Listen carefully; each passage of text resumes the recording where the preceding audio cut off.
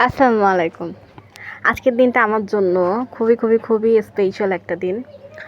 আ যদি বলেন কেন? তাহলে বলব যে দীর্ঘ ১৪ বছর পর আমি আমার ছোটবেলার এক ফ্রেন্ডের সাথে দেখা করতে যাচ্ছি।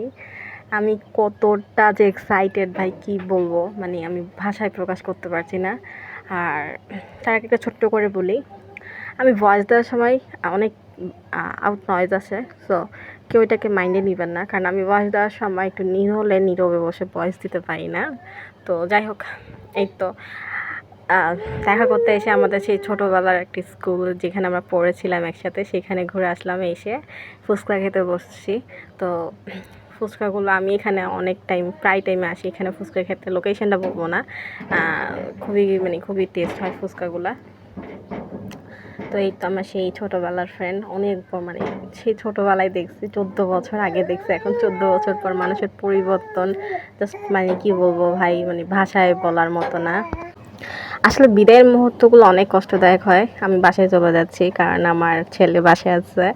তো যার কারণে বাসায় চলে যেতে হবে। বেশিক্ষণ সময় দিতে পাইনি আমি ওকে। তো অবশ্য বাড়িতে চলে যাওয়ার আগে অবশ্যই তার সাথে দেখা করব। নেক্সট পার্টটা অবশ্যই আমি আপনাদেরকে শেয়ার করব।